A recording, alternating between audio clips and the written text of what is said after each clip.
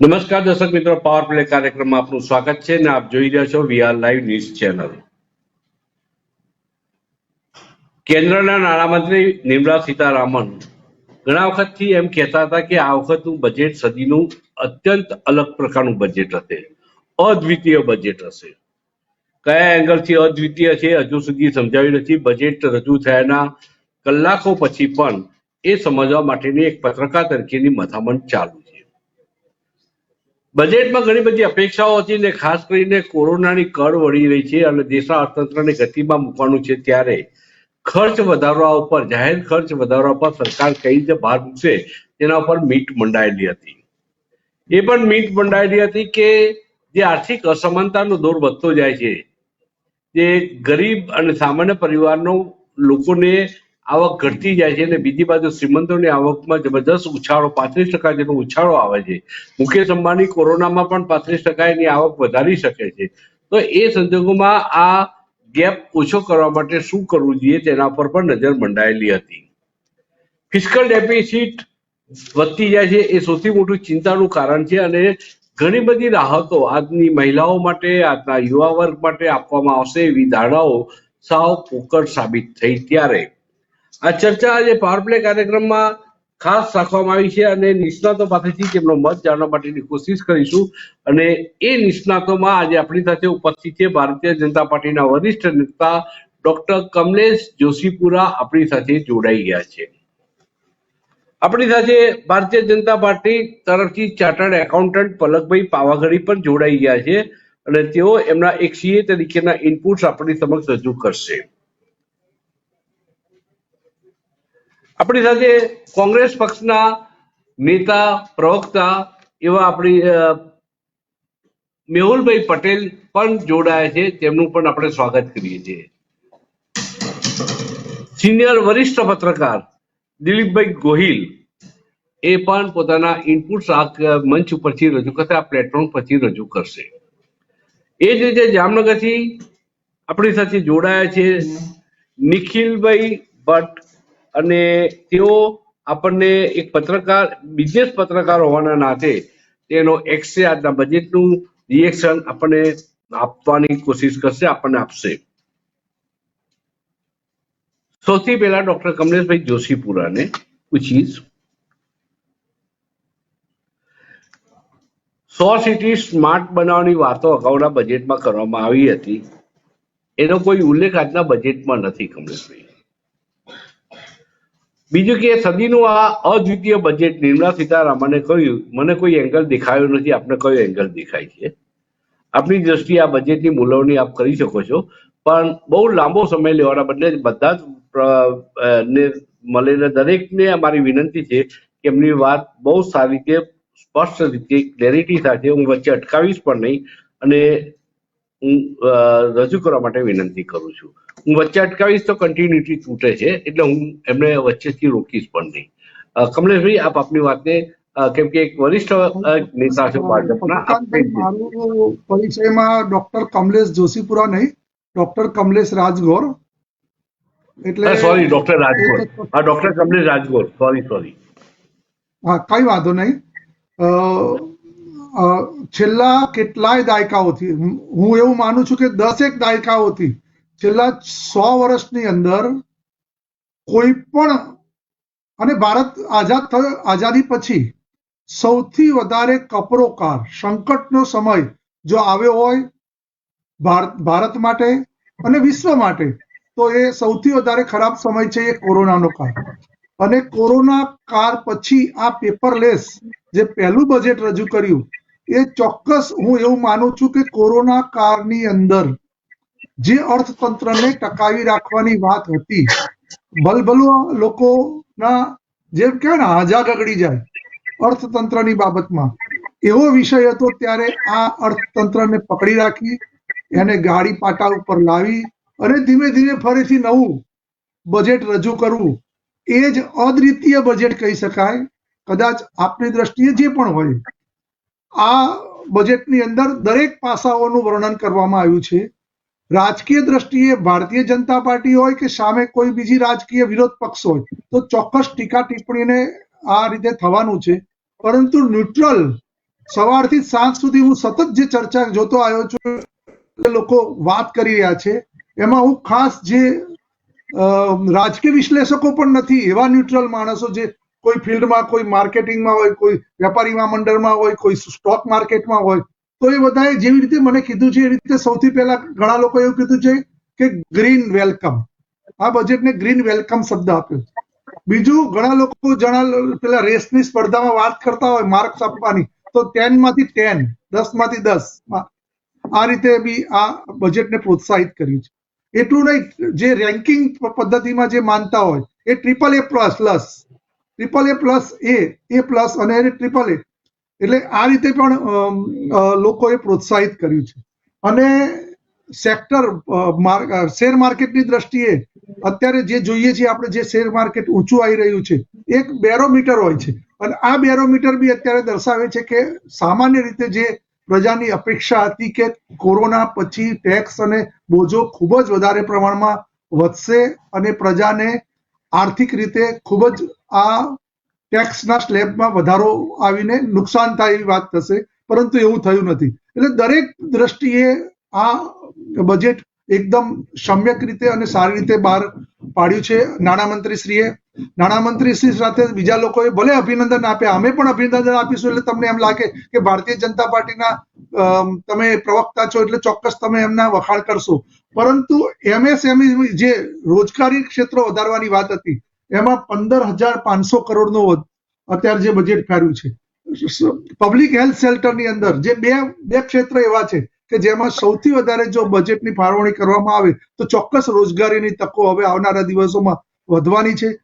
કૃષિ ક્ષેત્રની અંદર ધારો કે ભલે કોરોના કાળ હતો, પણ કૃષિનું ઉત્પાદન તો થયું જ છે. હા, વર્ક ફોર હોમ જે લોકો કરતા હતા એ લોકોને થોડી તકલીફ હતી, અને એ લોકોના સ્ટાર્ટઅપ ઇન્ડિયામાં જે 2-3 લાભો આપ્યા છે સરકારે, એ ખરેખર એમની લોન નહીં ભરવાની અથવા 1 વર્ષ માટે હજુ લોનની મર્યાદાની અંદર પણ લાભ આપ્યા છે, ખરેખર આવકારદાયક છે. હું એવું માનું છું, એકંદરે એવું કહી શકાય કે આ બહુલક્ષી, સમાજલક્ષી અને છેવાડાના માનવીને ફાયદો થાય એવો આ બજેટ છે. કદાચ ક્યાંક ઉણપ રહી ગઈ હોય તો હજુ પણ તકો છે કે આમાં નાનું મોટું પ્લસ માઇનસ કરીને બજેટ ભલે ગમે તેટલું આપ્યું હોય, કારણ કે ગઈ વખત બજેટ આપ્યું ત્યારે એના પછી 2 આત્મનિર્ભર પેકેજ, 170,000 કરોડનું પહેલું આત્મનિર્ભર અને 90,000 કરોડનું બીજું આત્મનિર્ભર પેકેજ પણ આપવામાં આવ્યું હતું, અને એનું ઇમ્પ્લિમેશન કરવાનું અંદર આપણે જયારે આપણે થોડો કપડો કાઢ્યો, પણ હવે મને લાગે છે કે સ્ક્રિપ્ટ વાંચવામાં આવી રહી છે. તમારી વાત તમે તમારી રીતે રજૂ કરવા માટે તમે પ્રયત્ન કર્યો છે, પરંતુ મને એમ સમજાવો કે તમે કીધું કે શેર બજાર એ અર્થતંત્રનું બેરોમીટર છે, અને ચિદમ્બરમ વખતે અરુણ જેટલીજીએ એમ કહ્યું હતું કે શેર બજાર એ ભારતના અર્થતંત્રનું બેરોમીટર નથી. તો અરુણ જેટલી ખોટા હતા અને તમે સાચા છો? નહીં, કહેવાનો મતલબ કે અત્યારે જો ખુશીનો સમાચાર મળી રહ્યા છે, વાત નથી કરી, હા કે ના પાડી દો કે અરુણ જેટલી ખોટી વાત કરતા હતા. આમ ટૂંકમાં ટુ ધ પોઈન્ટ કરો. જ્યારે એમણે ચર્ચા કરી હશે ત્યારે એમના પેરામીટર્સ હશે ત્યારે એમણે વાત કરી હશે, પરંતુ આજની દ્રષ્ટિએ તો સ્પષ્ટ લાગે છે કે આ જે શેર માર્કેટ છે બેરોમીટર છે જ. આત્મનિર્ભર એટલે આત્મા મરી ગયો છે અને દેશ આત્મનિર્ભર બનવા નીકળ્યો છે. તમે ભારતની જનતાને એમ કહી દીધું છે આ બજેટમાં કે તમારા લાગ્યા તમે ભોગવો, તમારું તમે ફોડી ખાઓ. એટલે આપણે આપણા છોકરાને એમ કહીએ કે આથી તને પૈસા વાપરવા નહીં મળે, તારું તું કરી ખા, એના જેવી વાત થઈ. કારણ કે પેટ્રોલમાં લીટરે 2.5 રૂપિયાનો કૃષિ વેરો નાખ્યો અને ડીઝલમાં લીટરે 4 રૂપિયાનો કૃષિ વેરો, અને બીજી બાજુ જ્વેલર્સ ઉપરની કસ્ટમ ડ્યુટી તમે ઘટાડી, એટલે સોનું ખાઈને પેટ ભરવાનું છે લોકોએ. પેટ્રોલ ડીઝલનો ભાવ વધારો કર્યો તમે, કાબુમાં લાવવાની વાત બાજુ પર રહી, અને ઉપરથી તમે કૃષિ વેરો નાખ્યો. કઈ રીતે જસ્ટિફાઈ કરો છો? ચોક્કસ, જો આપના પ્રશ્નોના કહું છું કે આ જે તમારા જે 2-3 પોઈન્ટ સિવાયની જે વાત છે, હું સ્પષ્ટ કહું છું કે નાના માણસોને સૌથી વધારે આર્થિક ફાયદો થાય, કઈ વધુ ટેક્સ ન ભરવો પડે અને આર્થિક બોજો ન બને, સાયકલ ઉપર આવી જશે. પેટ્રોલ ડીઝલનો આ ભાવ ચોક્કસ વધારો, તમે ડીઝલે 4 રૂપિયા નાખી દીધો કમલેશભાઈ, અને તમે એને આત્મનિર્ભરની વાત શીખવાડો છો. એટલે 4 રૂપિયા તારે પેટ્રોલ તારે પુરાવું હોય સ્કૂટરમાં તો તું તારું ફોડી ખા, તું આત્મનિર્ભર બન, વધારે કમાતો થા, નહીં તો પછી સ્કૂટર ફેરવતો બંધ થઈ જાય. આ આત્મનિર્ભરની વ્યાખ્યા છે. પેટ્રોલે 2 રૂપિયાનો કૃષિ વેરો, કૃષિ વેરો તમે પ્રજાના જોર ઉપર તમે કૃષિ વેરો નાખી રહ્યા છો. ખેડૂતોની માંગો પૂરી કરવા માટે તમે, સારું છે શિક્ષકો આંદોલનમાં નથી ઉતર્યા, સારું છે વેન્ડરો આંદોલન પર નથી ઉતર્યા, તો વેન્ડર વેરો પણ આવે બજેટમાં. નહીં, ખેડૂતોને હું આવીશ રોજગારી હવે. અંદર દરેક નહીં ક્ષેત્રોને આવરી હવે આમાં કોઈ લેવામાં આવે. પછી ફરી આવીશ આપની પાસે. હું આવીશ અત્યારે મેહુલભાઈ પટેલ. અને મેહુલભાઈ, આ બજેટને કઈ રીતે જોવો છો? કારણ કે એક વાત કમલેશભાઈની વાત સાથે સંમત થવું પડશે કે કોરોના કાળ પછીનું આ બજેટ એટલે અનેક પડકારોનો સામનો કરવાનો હતો. નરેન્દ્રભાઈએ પણ એમ કહ્યું છે કે બોજો વધાર્યો નથી આ વખતે, એટલે અમે બોજો હળવો ભલે ના કર્યો હોય પણ બોજો વધાર્યો નથી, એ મોટી સિદ્ધિ છે. 35,000 કરોડ રૂપિયાનું હેલ્થ માં વધારો કર્યો છે હેલ્થ બજેટમાં, નાની જૂની વાત નથી. આખા દેશના લોકો દેશમાં બનેલી વેક્સિનથી આખી વિશ્વ એમાં અચંબિત થઈ ગયું છે ભારતની આ પ્રગતિથી. તો આ સંજોગોમાં બજેટ પાસે આનાથી વધારે અપેક્ષા શું રાખી શકાય? પદ્મકાંતભાઈ, આપે જે વાત કરી એ પહેલા જે કમલેશભાઈએ બેરોમીટર જણાવ્યું છે બજારને, એ બાબતે હું વાત કરું કે અત્યારે બજાર વધ્યું છે આ બજેટના કારણે, એટલે બેરોમીટર કહી રહ્યા છે. જો ઘટ્યું હોત તો એમ કે બેરોમીટર નથી, એટલે જેની સાથે રહ્યા હોય. શેર બજારમાં ફક્ત 1.5 કરોડ લોકો જ ઇન્વેસ્ટ કરતા હોય છે, એટલે આપણે જે ફોરેન કન્ટ્રીઝમાં આપણે એને બેરોમીટર માનતા હોઈએ છીએ ઇકોનોમીનું, એવું એઝ અ ચાર્ટર્ડ એકાઉન્ટન્ટ પણ કહું કે ભારત માટે સાચી વાત નથી. કારણ કે શેર બજાર વધે છે તો એવું જરૂરી નથી કે ઇકોનોમી પણ એટલું સારું હોય, કારણ કે એમાં સ્પેક્યુલેશનનું પ્રમાણ ખૂબ વધારે હોય છે. જો બીજી વાત કરવામાં આવે, આપણે જે વાત કરી કે શું અપેક્ષા રાખી શકાય, અને જે પ્રમાણે કમલેશભાઈએ વાત કરી અને જે બીજેપીના બીજા નેતાઓ વાત કરી રહ્યા છે કે ભારણ, કોઈ ટેક્સનું ભારણ નાખ્યું નથી, પણ હકીકતમાં જો જોવામાં આવે તો કોવિડ પેન્ડેમિક પછી સામાન્ય વર્ગ અને નાનો વર્ગ છે, ગરીબ વર્ગ છે, મધ્યમ વર્ગ છે, એમની પરિસ્થિતિ એટલી કફોડી છે કે એમના ઉપર વધારે ભારણ નાખવાની તો કોઈ વાત જ નથી. એમને વધુમાં વધુ ફાયદો આપવાની જરૂર હતી, જેમાં આ બજેટમાં ક્યાંક ઉણપ દેખાઈ રહી છે. કારણ કે હજુ તો કોવિડ ના સમયમાં લોકોને કળ વળી નથી. લોકોની અપેક્ષા હતી, સામાન્ય લોકોની એવી અપેક્ષા હતી કે અમને વધુમાં વધુ કોઈ રાહતો આપવામાં આવે, અને એ આપવામાં ક્યાંક ને ક્યાંક ફેલ ગયા છે. બીજી જો વાત કરવામાં આવે તો કોવિડના સમયમાં, જેમ શરૂઆતમાં આપણે વાત કરી પદ્મકાંતભાઈ, કે જે 100 ધનાઢ્ય લોકો છે એમની નેટવર્કમાં 35% કરતા વધારે મોટો વધારો થયો છે. તો એવા લોકો ઉપર ભારણ નાખવાની જરૂર હતી, અને સામે સામાન્ય જનતા, ગરીબ વર્ગ અને મધ્યમ વર્ગ, એમને ક્યાંક ફાયદો આપવાની જરૂર હતી, પણ એવું કંઈ આ બજેટમાં દેખાઈ નથી રહ્યું. અને એનાથી વિપરીત કે પેટ્રોલ અને ડીઝલ, જેના ઉપર દરેકનો જીવનનો આધાર રહેલો છે, દરેકે દરેક ચીજ વસ્તુના ભાવ પણ એનાથી અસર થતા હોય છે, એમાં ભાવ વધારો કરી બહુ મોટું ભારણ નાખ્યું છે સામાન્ય જનતા ઉપર, એ અત્યારે સ્વીકારતા નથી. તો ચોક્કસપણે આ બજેટ કહી શકાય કે લોકોની અપેક્ષા નહોતી જે હતી એનાથી વિપરીત, પરંતુ એમના જે માનીતા ઉદ્યોગપતિઓ છે એમના માટે સાનુકૂળ બનાવવામાં આવ્યું છે. એના જ કારણે શેર બજારમાં આપણને વધારો જોવા મળી રહ્યો છે. હું ચોક્કસપણે એવું કહીશ કે જે સામાન્ય વર્ગ છે, મધ્યમ વર્ગ કે ગરીબ વર્ગ, એને અને શેર બજાર બંને ઓપોઝિટ છે. જો શેર બજાર વધે તો તમે ચોક્કસ એવું કહી શકો કે આ જે ઉદ્યોગપતિઓ માટેનું બજેટ છે, અને એના કારણે જે આમનાથી વિપરીત બજેટ છે. હું આવીશ પલક પાવાગઢજી પાસે. પલકભાઈ, શશી થરૂરે આજે ટ્વીટ કર્યું છે, બજેટના સંદર્ભમાં પોતાનું રિએક્શન આપ્યું છે.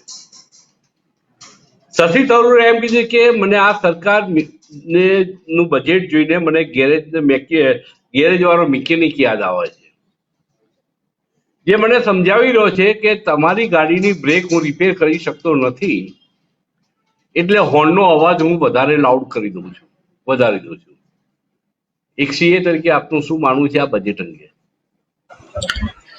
સાહેબ, એક સીએ તરીકે જો હું આપને જણાવું તો બજેટ જે કોઈ પણ નોર્મલ વ્યક્તિને ખબર પડે એ આપણા દેશના લેખાજોખા છે, જેમાં 6 પિલર માં આપણા ફાઇનાન્સ મિનિસ્ટર ખર્ચ કરવાની વાત કરી રહ્યા છે. અને આ ખર્ચા જે ફાઇનાન્સ મિનિસ્ટર મેડમ કરી રહ્યા છે, નિર્મલા સીતારામનજી, એ ખર્ચાનો કાલે સવારે કે પરમ દિવસે સવારે તરત બેનિફિટ નથી મળવાનો. બેનિફિટ મળશે. અચ્છા, આ ખર્ચા કરવા માટે પલકભાઈ દેશને આમ ભાજપની બધી જ યોજનાઓ 5 વર્ષ ને 7 વર્ષ ને 9-10 વર્ષ પછીની જ હોય છે. કાલે ને કાલે તો કોઈ અપેક્ષા રાખતું નથી. તમે ખેડૂતોની આવક વધારવાની વાત કરશો તો મુદત નાખી દેશો. તમે કોઈ પણ બાબતમાં હશો તો મુદત જ નાખી દો છો. એટલે અમે કાલે ને કાલે અપેક્ષાની તો વાત જ નથી કરતા અને લોકોની યાદદાસ્ત બહુ ટૂંકી હોય છે.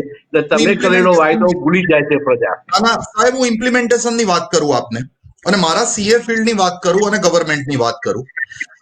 મારા મિત્ર કોંગ્રેસના પ્રવક્તા પણ ચાર્ટર્ડ એકાઉન્ટન્ટ છે, એટલે એગ્રી કરશે કે ઈ અસેસમેન્ટ 2018માં અરુણ જેટલી સાહેબે ઇન્ટ્રોડ્યુસ કર્યું હતું. ઈ અસેસમેન્ટનો મતલબ એવો છે સાહેબ કે તમારે ઇન્કમટેક્સ ડિપાર્ટમેન્ટમાં જયા વગર તમારી આકારણી થાય, અને એનો પર્પઝ એક જ હતો કે દેશમાંથી ભ્રષ્ટાચાર નાબૂદ થાય. હવે જ્યારે 2018 1 ફેબ્રુઆરીએ આ વસ્તુ લાવવામાં આવી, ત્યારે આ જ બજેટ ડિસ્કશનના મુદ્દા હતા કે બીજેપી સપનોના મહેલ બતાવે છે, બીજેપી વાળા આ વસ્તુ ઇમ્પ્લિમેન્ટ નહીં કરી શકે. પણ તમને જાણીને આશ્ચર્ય થશે કે અત્યારે એક ઇન્કમટેક્સના કેસ ઇન્કમટેક્સ ડિપાર્ટમેન્ટમાં જયા વગર પતે છે, કોઈ પણ જાતના ભ્રષ્ટાચાર વગર પતે છે. આની આ જ વસ્તુ મુદ્દો આટલો છે. મુદ્દો પાલકભાઈ, મારો મુદ્દો એ છે, તમે સીએ એટલે વેપારીઓ ઉદ્યોગપતિઓનું જ પ્રતિનિધિત્વ કરો છો એમની. હું એમ પૂછવા માંગુ છું કે યુવાનો અને મહિલાઓને આ બજેટમાંથી શું મળ્યું? યુવાનોને પેટ્રોલ અને ડીઝલનો ભાવ વધારો મળ્યો, મહિલાઓને શું મળ્યું? તમે જ્વેલર્સનું કસ્ટમ ડ્યુટી 12.5% કરી તો સોનું સસ્તું કર્યું ને પેટ્રોલ ડીઝલ મોંઘું કર્યું. આ મોંઘવારી કંટ્રોલ કરી શકાતા આ રીતે? સાહેબ, આનાથી ધારો કે વિપરીત થયું હોત અને સોનું મોંઘું થયું હોત તો આપણા બજેટના ડિસ્કશનનો મુદ્દો એવો હોત કે ગરીબ માણસે જ્યારે મેરેજ માટે સોનું પરચેસ કરવાનું હોય, સોનુંને મોંઘું કરી અને ગરીબ માણસો ઉપરનો બોજો વધી રહ્યો છે.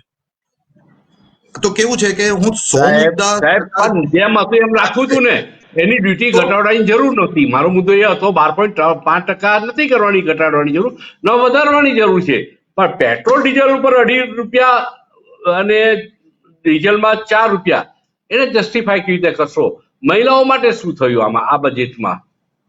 સાહેબ, સ્માર્ટ સિટીની વાત ક્યાં ગઈ?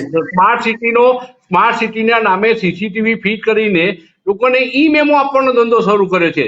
હકીકતમાં લોકોની સુરક્ષા માટે સીસીટીવી હતા. સાહેબ, હું આપને એ જ કહી રહ્યો છું કે સ્માર્ટ સિટીની જે વાત હતી એ ગયા બજેટમાં થઈ ગઈ, એના ઇમ્પ્લિમેન્ટેશન ચાલી રહ્યા છે. નો ડાઉટ કોવિડના લીધે અત્યારે થોડોક ડિલે થઈ રહ્યો છે, પણ આ અનપ્રેસિડેન્ટ સિચ્યુએશન છે જેની જોડે બધા એગ્રી કરશે. રાઈટ, આ બજેટમાં જે આગળ વાત કરી છે એની જ વાત રિપીટ નથી કરવાની ફાઇનાન્સ મિનિસ્ટરે. અધરવાઇઝ તમે લોકો આપણા ત્યાંથી જ એવા આર્ગ્યુમેન્ટ આવશે કે આ જૂની ફાળવણી તો થાય ને બજેટમાં ફાળવણી તો થાય, લીટી તો બોલાય ને. કારણ કે કોઈ પણ ક અને ખ વિભાગ બજેટમાં હોય છે, અને જયારે નાણામંત્રી વાંચતા હોય છે ત્યારે અત્યાર સુધી આટલું અમે કર્યું અને આટલું અમે મેળવ્યું એ વાત કરે છે. ખ વિભાગમાં પછી ટેક્સેશનની વાત આવે છે. તમે કર્યું એ તો બોલો, તમે ઘણું બધું બોલ્યા છો આજે. સાહેબ, કર્યા એમાં ખાસા વસ્તુઓ ફાઇનાન્સ મિનિસ્ટરે હાઇલાઇટ કરેલી છે. લાઈક ઇન્ફ્રાસ્ટ્રક્ચર માટે જે રોડનો વિકાસ થઈ રહ્યો હતો, જે 13-14નો વિકાસ કમ્પેર કરો કે અત્યારનો વિકાસ કમ્પેર કરો, એ આખી જે કમ્પેરિઝન છે એ જ અલગ છે. તમે સ્માર્ટ સિટીમાં ફેલ ગયા છો માટે બોલવાનું ટાળ્યું છે, સ્કીપ કર્યું છે. આ સ્વીકારી લો. સાહેબ, જે વસ્તુ ઇમ્પ્લિમેન્ટ થઈ છે એ વસ્તુ ઉપર બોલ્યા છે, જે વસ્તુ ઇમ્પ્લિમેન્ટ નથી થઈ એના કોઈ ખોટા ફેક્ટ્સ અને ફિગર્સ રજૂ કર્યા નથી. શીખો ને, જિંદા દિલ બનો, હિંમત કેળવો. અને આટલામાં અમે નિષ્ફળ ગયા છે. અમે ઈચ્છ્યું પણ ન કરી શક્યા. અમે ખાલી અમારી વાતો બનગા પુરવારથી આટલું બોલવાની હિંમત બતાવો ને. ભારતની પ્રજાને નિષ્ફળતાની વાત નથી. હું કહી રહ્યો છું કે એ વસ્તુ અત્યારે પ્રોપરલી હજુ એક્ઝિક્યુટ નથી થઈ, એટલે એને જણાવી નથી. પણ ધેટ ડઝન્ટ મીન કે આમાં નિષ્ફળતા મળેલી છે સરકારને. સરકાર પાસે હજુ 2024 સુધીનો એના પછી પણ ઘણો ટાઈમ છે, અને જેમાં આપણે જોઈશું કે જેવી રીતે સ્માર્ટ રોડ અત્યારે 2099 સુધીનો ટાઈમ છે સાહેબ આપની પાસે. 2099 ની પણ જરૂર નથી, 2024 સુધીમાં જ કરી બતાવે. રાજકીય નેતાઓ બધા સ્માર્ટ થઈ ગયા છે. સિટી સ્માર્ટ થાય કે ન થાય. દિલીપભાઈ પાસે હું આવીશ, વરિષ્ઠ પત્રકાર છે. દિલીપભાઈ, એવી કોમેન્ટો આજે થઈ છે વિપક્ષ તરફથી કે એક તો 100% વિઝનલેસ કહ્યું છે, બીજું કહ્યું છે કે એરપોર્ટ, PSU બધું સોલ્ડ ઉપર રાખી દીધું છે આ બજેટમાં, એની જાહેરાતો થઈ છે. જે રીતે વીમા કંપનીઓમાં FDI વધારવામાં આવી, વીમા કંપની પણ LIC પણ આવનારા સમયમાં વેચાઈ જવાની દેશત પક્ષે કોંગ્રેસ પક્ષે રજૂ કરી હતી. અને એક લીટીમાં જ કહેવું હોય તો હવે એવી ટીકાઓ થઈ રહી છે કે આ નિર્મલા સીતારામને બજેટ રજૂ કર્યું કે OLX ઉપર વેચવાનો ધંધો શરૂ કર્યો. શું કહેશો આપ? તમે પેલું કહ્યું ને સ્માર્ટ છે નેતાઓ, એમાં બીજેપી ના નેતાઓ વધારે સ્માર્ટ છે. લગભગ છેલ્લા કેટલાક બજેટ એવું થઈ રહ્યું છે કે શું થયું ગયા વર્ષે, રિવાઇઝ એસ્ટિમેટ હતા, પછી રિયલ એસ્ટિમેટ શું હતું, એટલે રિયલ ચિત્ર શું હતું એ તો બતાવતા નથી. અને એનેક્સ્ચર્સ બધું વાતનું આ સાચું ચિત્ર એનેક્સ્ચરમાં મળે, એ આજે રાત્રે બધા વાંચશે એટલે કાલે ખબર પડશે શું થયું. દાખલા તરીકે એવું કહ્યું, હેલ્થ સેક્ટરમાં 102% વધારો કર્યો, એટલે 1 લાખની જગ્યાએ 2 લાખ કરોડનો વધારો કર્યો છે. એમાં 35,000 કરોડ વેક્સિન માટે છે, અને એક બીજી યોજના 61,000 કરોડની કઈ છે આત્મનિર્ભર હેલ્થ કેર માટે, એ 6 વર્ષ માટેની છે. એટલે આપણે એમ લાગે કે 35 અને 65,000 1 લાખ કરોડ વધી ગયા હશે. હવે જોવું પડશે કે 1 લાખ કરોડ આ છે, 35,000 અને 61,000, તો 35,000 નું તમે ગણો તો વેક્સિન તો કરવી પડે, અનિવાર્ય હતું, એ તો તમારે કરવાનો જ હતો.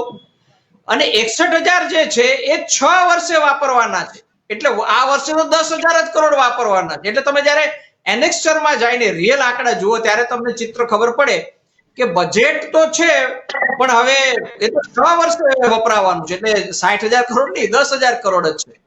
પણ છતાં શા માટે ઇન્ડસ્ટ્રી આજે વખાણ કરી રહી છે, શા માટે શેર બજાર ઉપર ગયું છે? કારણ કે LIC નો IPO માટેની જાહેરાત થઈ ગઈ છે.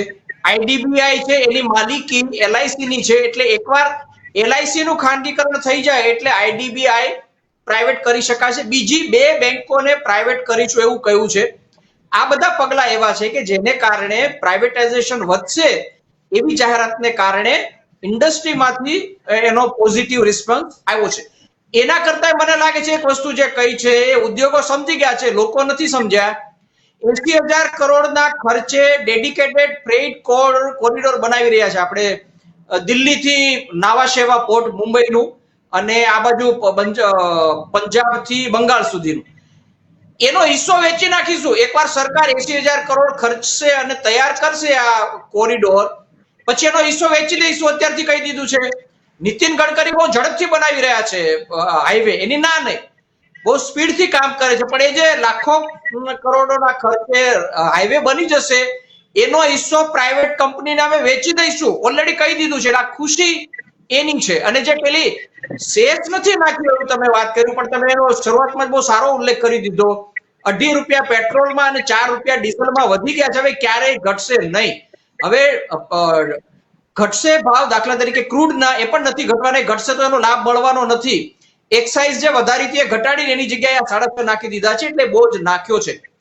એટલે જે ખુશી એટલા માટે થઈ રહી છે કે નોટબંધીનો ફટકો પડ્યો હતો અને આપણી ડાઉન જઈ રહી હતી જીડીપી, એ પછી ફટકો કોરોનાનો આવ્યો, એ પછી ડર એ હતો કે ત્રીજો ફટકો બજેટથી પડશે. એ ફટકો નથી પડ્યો. એ આ ડીઝલ અને 2 ને બાદ કરો તો એ મોટો ફટકો નથી આવ્યો.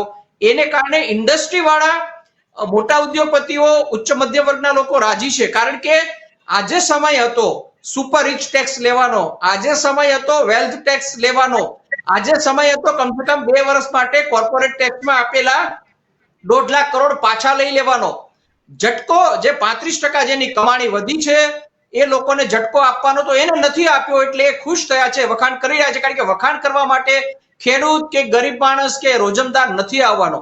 એટલે એક વાત સાચી કે નથી તમારા પર બોજ નાખ્યો તો તમને મળ્યું નથી. કારણ કે 100 ઉદ્યોગપતિઓના આવકમાં 35 કરોડનો વધારો થયો અને 100 કરોડ લોકોની આવકમાં થોડો ઘટાડો થયો છે.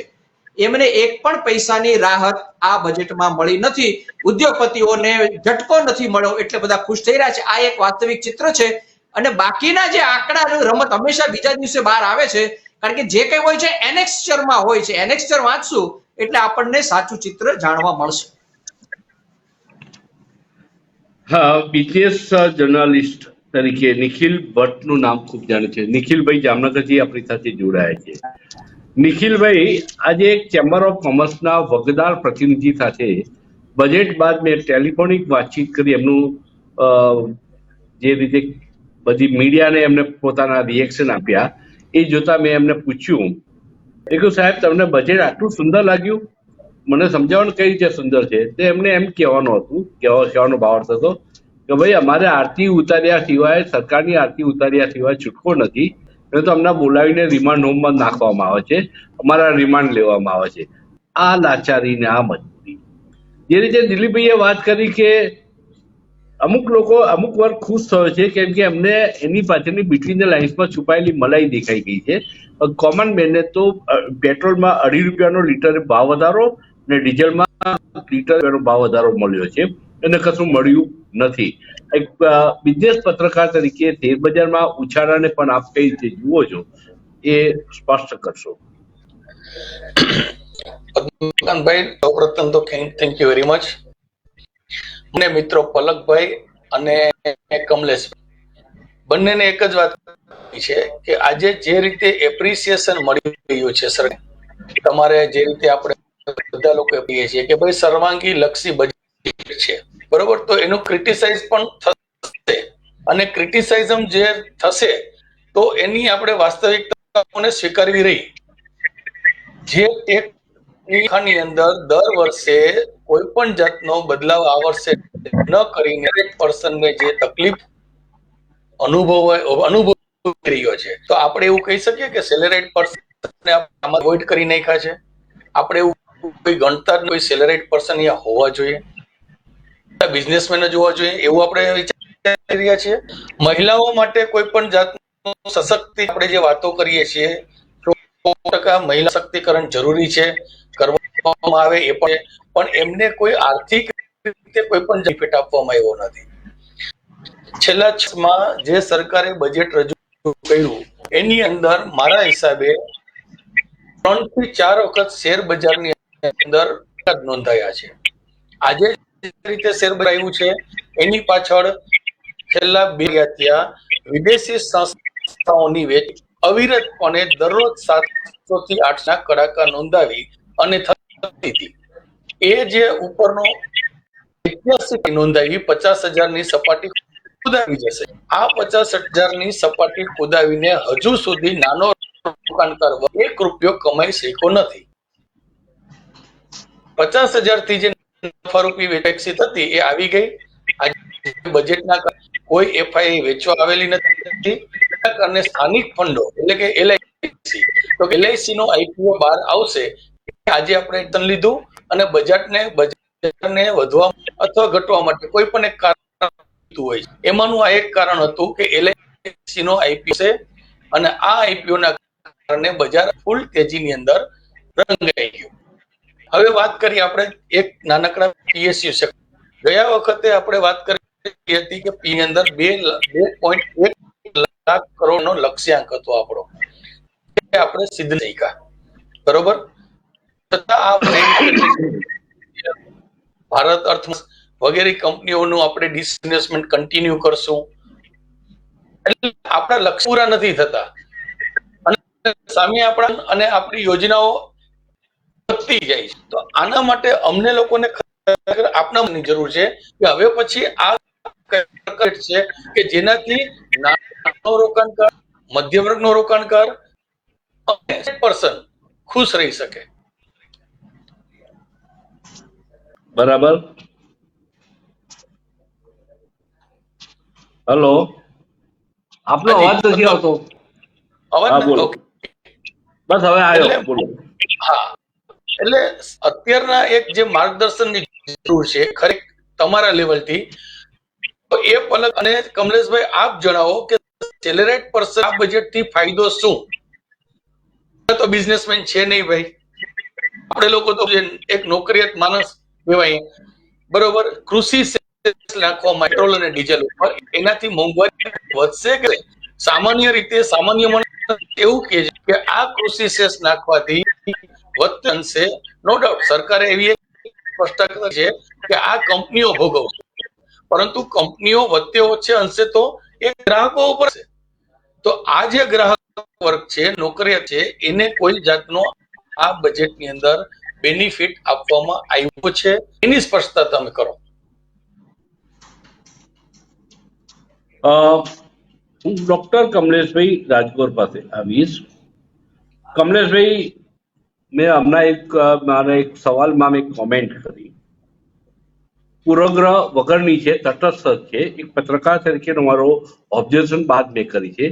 અને કોંગ્રેસે આ સ્ટેટમેન્ટ કર્યું છે એના પર છે કે આ બજેટ હતું કે ઓઆરએક્સ ઉપર વેચવા માટે મૂકી રહેવાનું આ જાહેરાત હતી.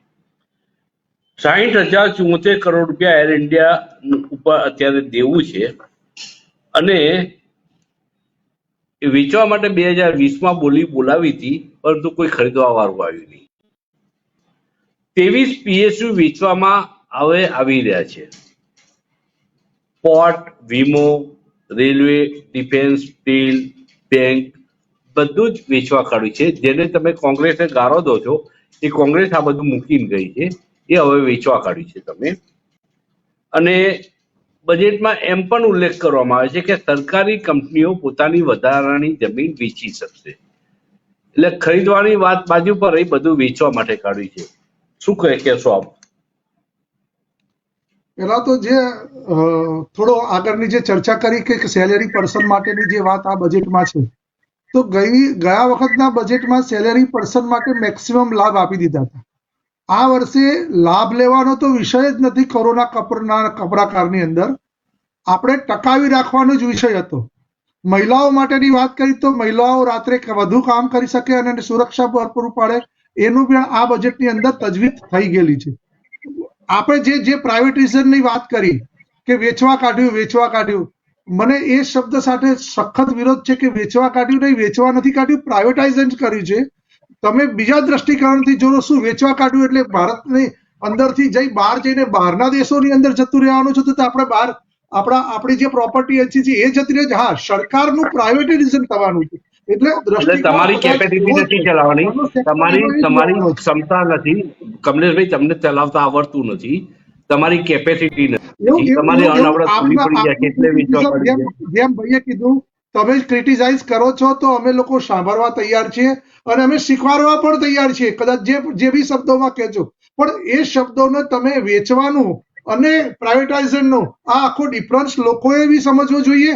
અને કોંગ્રેસ કહે છે એટલે તમે કહો છો, એ પણ તમારે પણ સમજવું જોઈએ કે ભાઈ કોંગ્રેસ શા માટે કહે છે, કોંગ્રેસ શા માટે સકારાત્મક દરેક ટોકશો પહેલા લખીને આપી દો એટલે હું એ પ્રમાણે વાંચવાનું ચાલુ કરું. તમે મને સ્ક્રિપ્ટ લખીને આપી દો કે પદ્મકાંતભાઈ આટલું બોલજો ને આટલું ના બોલતા. નહીં, તમે હમણાં એમ કીધું કે ભાઈ અમારે તો બોલવાનું મજબૂર હોય છે, તો એવા કયા અધિકારીઓ છે સાહેબ? તમારે ક્યાં બોલવાનો અધિકાર છે? નથી. આ દેશની અંદર કોઈ પણ વ્યક્તિને ગમે તે ક્રિટિસાઇઝ કરવાનો, બોલવાનો. એક મિનિટ કમલેશભાઈ, બોલવા માટે મજબૂરનો શબ્દ ક્યારે વાપર્યો મેં? કમલેશભાઈ, મજબૂરની વાત ક્યાં આવી? અમે મજબૂર નથી, અમે મજબૂત છીએ અને પ્રજાની વાતને અહીં અમે રજૂ કરવા માટે અમારી ફરજ છે. આ નહીં, ચોક્કસ આપના પૂરેપૂરી વાત સાથે સંમત થતા હું જણાવું છું કે આ વર્ષની અંદર તમે જો બેંકો, સરકારી બેંકોની અંદર 22,000 કરોડનો અત્યારે જે આપવાની વાત થઈ છે, તો આ અર્થતંત્ર મજબૂત કરવાની વાત કરી છે. દરેક ક્ષેત્રની અંદર ટેક્સટાઇલ એ રોજગારી વધારતો અત્યારે ક્ષેત્ર છે. સૌથી વધુ રોજગારીની તકો ટેક્સટાઇલ, MSME પછી ટેક્સટાઇલમાં છે અને હેલ્થ સેક્ટરમાં છે. આ ત્રણેય સેક્ટરની અંદર બજેટ વધારીને જે વાત કરી છે, અને બજેટ જ્યારે આપવાનું હોય છે ત્યારે રૂપિયો ક્યાંથી આવતો હોય છે અને ક્યાંથી ખર્ચવાનો હોય છે એનું બેલેન્સ શીટ બનાવવાનું હોય છે. હવે આવક તો થવાની જ નથી આ વખત વધારે. આવક કર્યા વગર આપણે કઈ રીતે આખું વર્ષ આપણે ઇમ્પ્લિમેશન કરીશું અને લોકોને લાભ આપી શકીશું, છેવાડાના માનવી સુધી પહોંચી શકીશું, એનું આ અર્થતંત્ર છે. તો એ ચોક્કસ મુકેશ અંબાણીની ટ્વિટર બાંધી દો તમે કે કોરોનામાં પણ એને 35% આવક કેવી રીતે વધારી. તમે મુકેશ અંબાણીના કેમ ટ્યુશન બાંધતા નથી? નહીં, કોઈ બે જ વ્યક્તિઓ એક્સ અને વાય જેટની વાત કરો છો. શું આવનારા ગયા વર્ષોમાં કે 2014 પહેલા આ લોકો નતા? એ લોકો જ હતા. એ લોકોની જ વાત કરીને ક્રિટિસાઇઝ કરવી ગવર્મેન્ટ માટે, તમારા કોઈ પણ વ્યક્તિ માટે ઈઝી છે, ચાલો પરંતુ એ પહેલા પણ હતા. હું હવે મેહુલ પટેલ પાસે આવી. મેહુલભાઈ, એ લોકો નફો કરી મેહુલભાઈ, રહ્યા છે. તો નફો કરી રહ્યા છે મેહુલભાઈ, એના કારણે આ દેશને ના અર્થતંત્રને નફાને સુસંગતતા નથી. તમારે બીજા દ્રષ્ટિકોણથી જોવું પડશે. તમે વિચાર કરો, ગયા વર્ષે કેટલા લોકોના તમે આર્થિક મને રીતે બીજા નુકસાન થયું. દ્રષ્ટિકોણથી જોવા દો. હું મેહુલભાઈને સવાલ પૂછીશું. મેહુલભાઈને ફરી પાછો આવીશ. કમલેશભાઈ, હું તમારી લાગણી, તમારી આક્રોશ હું સમજી શકું છું. ચર્ચામાં મુદ્દાઓ આવે ત્યારે એ મુદ્દાઓને તમે ઇરિટેટ નહીં થઈ જવું, અને એ મુદ્દાને જસ્ટિફિકેશન સાથે ચર્ચામાં ઉતરો તો લોકોને પણ મજા આવશે, મને મજા આવશે, તમને મજા આવશે. આપણે હું તમને ઈલું કરવા માટે અહીં બેઠો ના હું. હું તમને જેમ પૂછીશ એમ તમે માહિતી આપશો. અને એક પત્રકારની આ ફરજ હોય છે કે એ આઈનો છે, એ પ્લેટફોર્મ પૂરું પાડે છે. સવાલ પૂછું, હું તમને ઉશ્કેરાઈ જાઓ એવા પણ શબ્દો વાપરું, એનો અર્થ એ જ હોય કે તમારી પાસેથી માહિતી મારે વધુમાં વધુ અપેક્ષાઓ છે. હું પલકભાઈ પાસે આવીશ, પાવાગઢી. પાવાગઢી, પલકભાઈ, પ્રાઇવેટાઇઝેશન શબ્દ વાપરે છે કમલેશભાઈએ. હાજી સાહેબ. આપણે યાદ હતા એસ્સારની ઓઇલ રિફાઇનરી આપણે રશિયાની ઓઇલ કંપનીને વેચી મળી છે. આજે એની જેટી ઉપર એના વિસ્તારમાં આપણા ભારતના અધિકારીઓ, સેન્ટ્રલ ગવર્મેન્ટના અધિકારીઓ પણ જવા માટે પરમિશન લેવી પડે છે, અને તે પરમિશન મળે કે ના મળે આપણને ખબર નથી. આપણી સિક્યુરિટી પણ આના ઉપર એક ટાર્ગેટ ઉપર મુકાય છે. મુકેશ અંબાણી ઓઇલ રિફાઇનરીમાં ભરાઈ ગયો, ભરાઈ ગયો તુકારો ન કરાય, કારણ કે અબજોપતિ છે, ભરાઈ ગયા, પરંતુ એસઆર છે એને બહાર કાઢી લેવામાં આવ્યું સિફતપૂર્વક, અને કેટલાક રાજનેતાઓના આશીર્વાદ એના ઉપર હતા. સવાલ છે, આ 23 PSU જે ખાનગીકરણના નામે વેચવા કાઢી છે, એને કઈ રીતે પલકભાઈ જુઓ છો તમે? આ યોગ્ય પગલું છે આવનારા દેશમાં? એમ નથી લાગતું કે આ PSU ને બધાનું ખાનગીકરણ કરવાના બદલે આખી સરકારનું ખાનગીકરણ કરવું જોઈએ? સરકાર મુકેશ અંબાણી કે અદાણી કે એવા કોકને ચલાવવા આપી દો કે તમે 35% કોરોનામાં નફો કર્યો એમ અમને અહીં કરી આપો. સાહેબ, સૌ પ્રથમ તો હું અહીંયા એવું કહીશ કે આપ જે બે ઇન્ડસ્ટ્રીયાલિસ્ટના નામ લઈ રહ્યા છો, એક્સ અને વાય, એ બંને 35% નફો કર્યો છે. પણ એઝ અ ચાર્ટર્ડ એકાઉન્ટન્ટ હું કહું તો અત્યારે કોરોના જ્યારે માર્ચ એન્ડમાં આપણા ત્યાં, હું પબ્લિક પ્રાઇવેટ પાર્ટનરશિપ ઉપર આવું છું, કોરોના જ્યારે માર્ચ એન્ડમાં આપણા દેશમાં આવ્યો ત્યારે એવી વાત હતી કે દેશ હવે 6 મહિના સુધી, 8 મહિના સુધી, 15 મહિના સુધી, 2 વર્ષ સુધી બેઠો નહીં થઈ શકે, અને દેશનું અર્થતંત્ર એકદમ નબળું પડી જશે. આજે જે પણ મિત્રો બિઝનેસમાં છે કે અમારા જેવા પ્રોફેશનમાં છે, જે બિઝનેસથી જ કનેક્ટેડ છે, બિઝનેસ હશે તો જ અમારું કામ વધવાનું છે, એ લોકો મારી જોડે એગ્રી કરશે કે ગવર્મેન્ટે આ કોરોના વખતે આત્મનિર્ભર પેકેજ આપી અને ઇન્ડસ્ટ્રીને બેઠી થવામાં, પગભર થવામાં અને હવે દોડવામાં મદદ કરી છે. એટલે કદાચ આ 35% પ્રોફિટની આપ વાત કરી રહ્યા છો ને, એના માટે મારે અંબાણી સાહેબ પાસે જવાની જરૂર નથી. બીજા ઘણા બધા ઇન્ડસ્ટ્રીયાલિસ્ટ છે જેનો પણ નફો 35% નહીં સાહેબ, 50% કે 100% પણ વધ્યો છે. પહેલો મુદ્દો.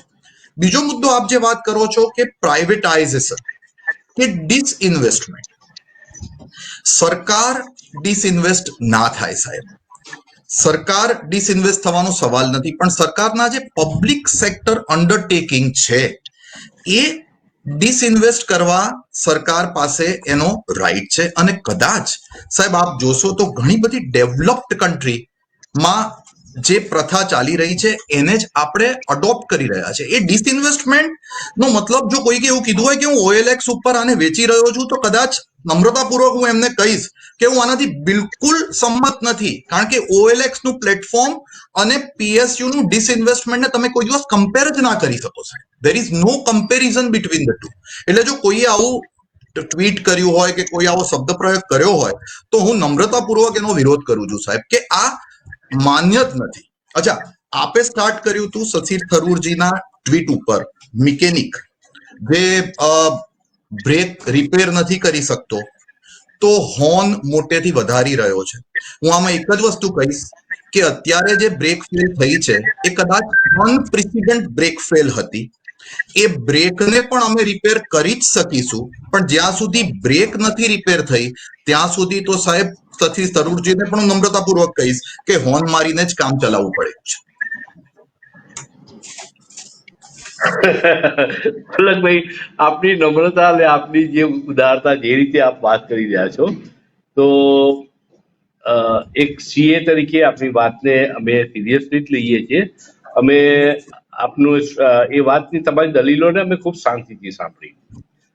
હવે દિલીપભાઈ ગોહિલ પાસે હું આવીશ, મેહુલભાઈ પાસે આવીશ. મેહુલભાઈ, ઘણી બધી ચર્ચાઓ થઈ, ભાજપના બંને પ્રવક્તાઓએ સાંભળી કે OLX ઉપર વેચવા માટે કંપનીઓ મૂકી છે એવું ન કહેવું જોઈએ, અને અનેક પડકારોની વચ્ચે આપણે બજેટમાંથી એ બજેટ રજૂ કરીને રસની કોશિશ કરી.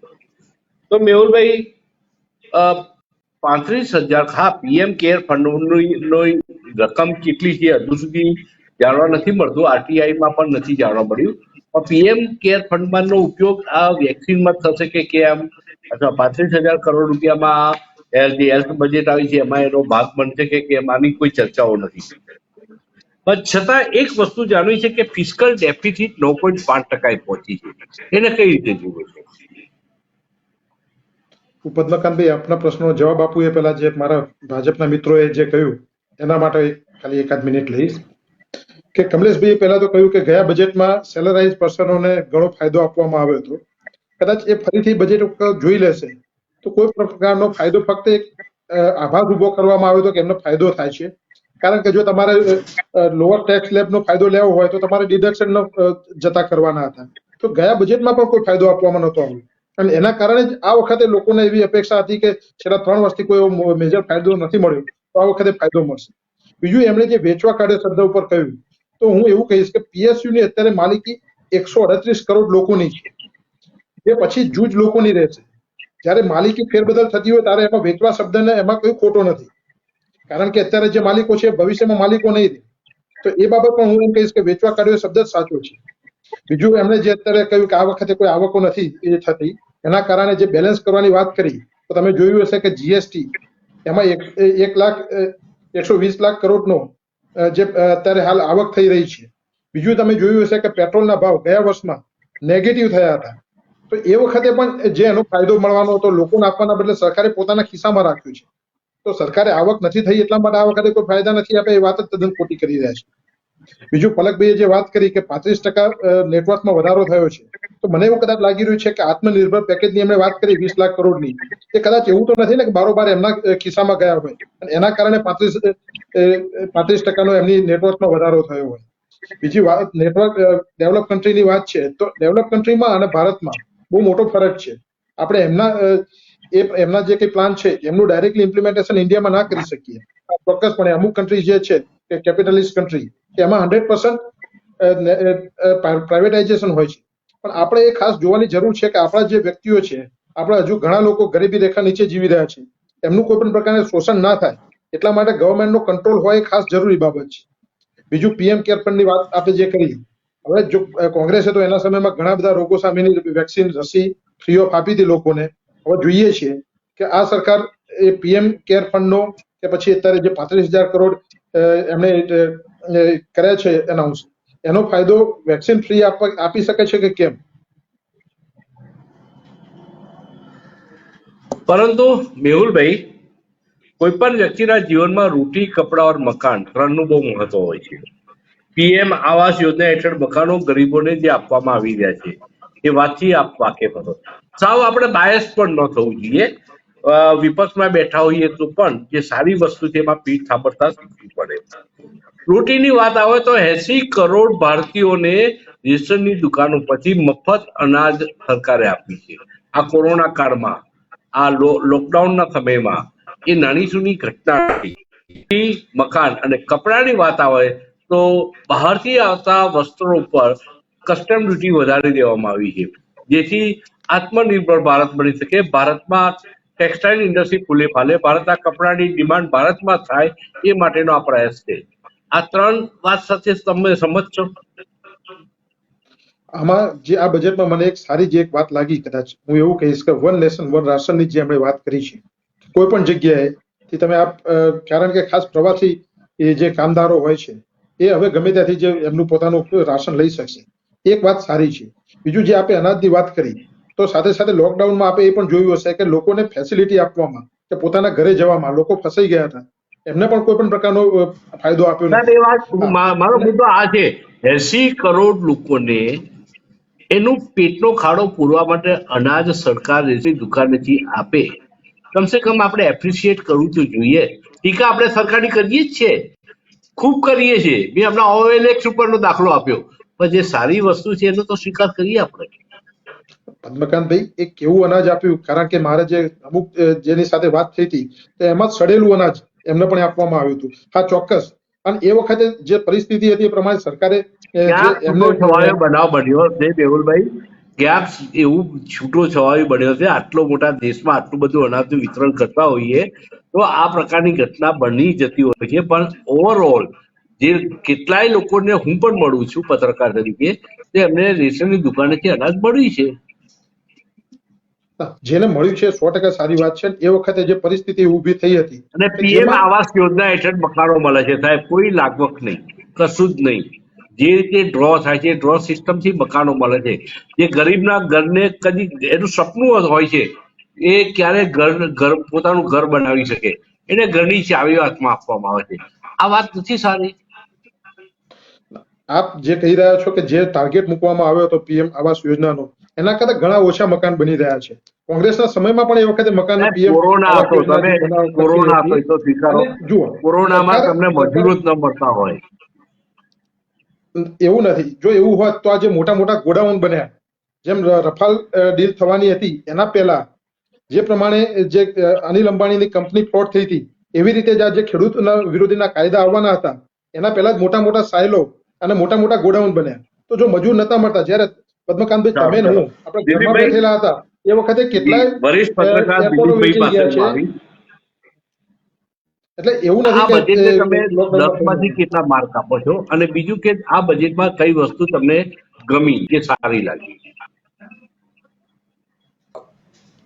એટલા માટે લોકો જે પોઝિટિવ રિસ્પોન્સ એટલા માટે મળ્યો છે કે આ તકલીફ વચ્ચે સરકાર કદાચ ખર્ચ ઘટાડશે અને ઇન્વેસ્ટમેન્ટ નહીં કરે, અને ફિસ્કલ ડેફિસિટની જે તમે વાત કરી એને કાબુમાં રાખવા માટે સરકાર ઓવરઓલ બજેટ ઘટાડશે એની ઉદ્યોગને ચિંતા હતી. એના બદલે 9.5% સુધી ફિસ્કલ ડેફિસિટ રાખીને પણ સરકારે ખર્ચ કરવાનું નક્કી કર્યું છે. આવતા વર્ષે 6.7% હશે, એ પછીના વર્ષે વચ્ચે હશે, ચોથા વર્ષે કદાચ 4%ની નીચે ફિસ્કલ ડેફિસિટ. એનો મતલબ એ થયો કે બજારમાં પૈસા ફરતા રહે એટલા માટેની સરકાર કોશિશ કરશે. એને કારણે મોટે ભાગે ઉદ્યોગો રાજી થયા છે કે સાવ બજારમાં માંગ ઓછી રહે. એટલે પોઝિટિવ વાત એક એ છે. બીજું, ખાનગીકરણની શરૂઆત તો કોંગ્રેસ અને ખાનગીકરણ થતું આવ્યું છે, બધી સરકાર કરે છે, એનો વાંધો નથી હોતો, પણ થતું નથી. એની જે પ્રોસેસ, દાખલા તરીકે ગયા વખતે 2 લાખ કરોડ ઉપરની વાત હતી પણ 32,000 કરોડ જ આવ્યા હતા. આ વખતે તો ટાર્ગેટ બી ઘટાડ્યો છે, 1,75,000 કરોડની વાત છે. એમાંથી કેટલું ઝડપથી થશે? એર ઇન્ડિયા માટે ક્યારની વાતો ચાલે છે. એનું જે પ્રોસેસ હોય છે ને એ ચિંતાજનક હોય છે. સરકારનો ઈરાદો સારો છે, જે ખોટ કરે છે અથવા તો સરકાર માટે બોજારૂપ છે એ પ્રાઇવેટ તમે કરો, એનું સિદ્ધાંતની રીતે ના નથી, પણ એને ઝડપથી કરવું પડે અને એને પદ્ધતિસર કરવું પડે. એક તમને દાખલો આપો પદ્ધતિનો.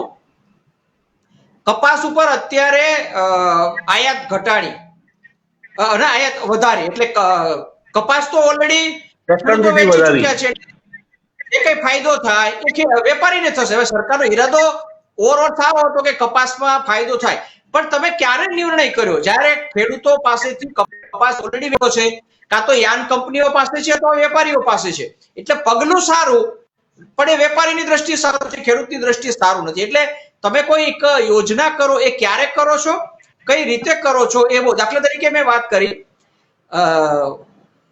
LIC માટે અને IDBI માટે ઘણા સમયથી વાત હતી. તમે એને ઝડપથી કરો અને IPO ના રસ્તે કરો. દાખલા તરીકે કોન્કોર છે, વેચવાની છે, તો એનું જમીનનું વેલ્યુએશન શું કરવું, એને કારણે મામલો અટક્યો છે કેટલાય સમયથી, એનો ઉકેલ નથી આવતું, સરકાર નિર્ણય નથી કરી શકતી કે શું કરવું, એને કારણે સમય લંબાઈ જાય છે. એના બદલે અરુણ શૌરી જયારે હતા વાજપેયી સરકારમાં ત્યારે એને IPO વાળો રસ્તો અપનાવ્યો હતો.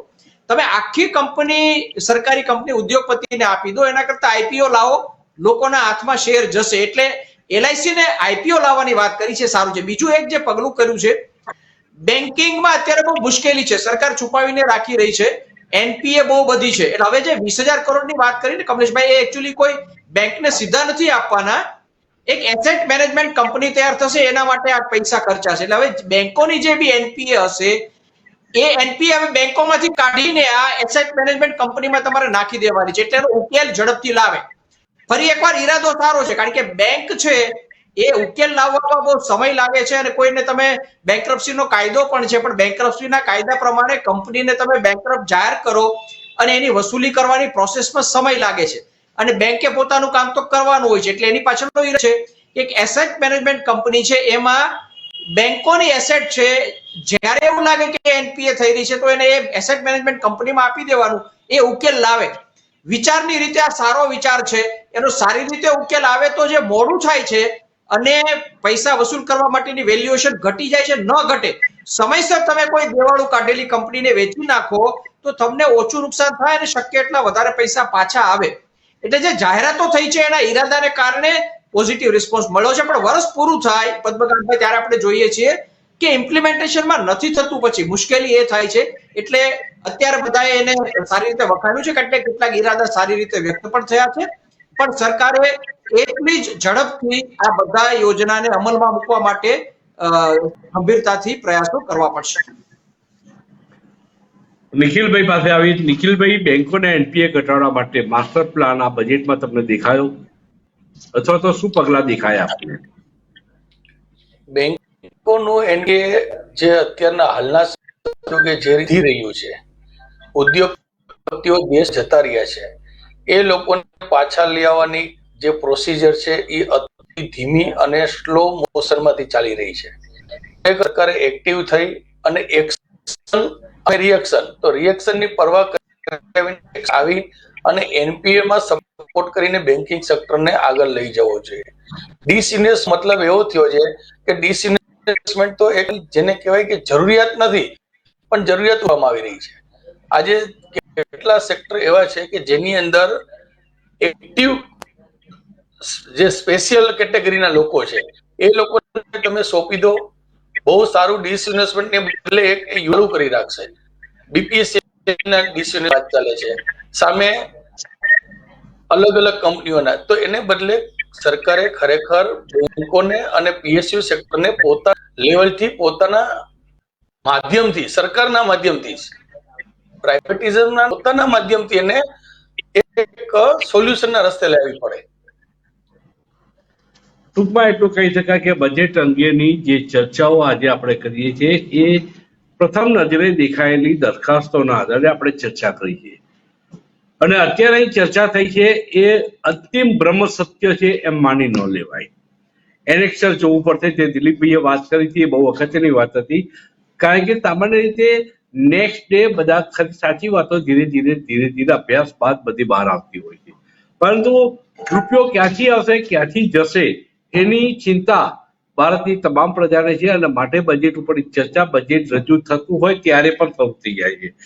આવનારા સમયમાં બજેટ પાસેથી અપેક્ષાઓ એનેક્સરમાંથી આપણને બહાર આવે, આપણી પ્રજાની અપેક્ષાઓ યથાર્થ પૂર્વ થાય એવી અપેક્ષા સાથે ચર્ચાનું અહીં સમાપન કરીએ. પહેલા તમામ મહાનુભાવોનો ખૂબ ખૂબ આભાર કે આપે આપની વાતને અહીં બહુ સરસ રીતે રજૂ કરી. આવતીકાલે એક નવા વિષય સાથે પાવર પ્લેમાં ફરી મળીશું મિત્રો, ત્યાં સુધી રજા આપો. નમસ્કાર.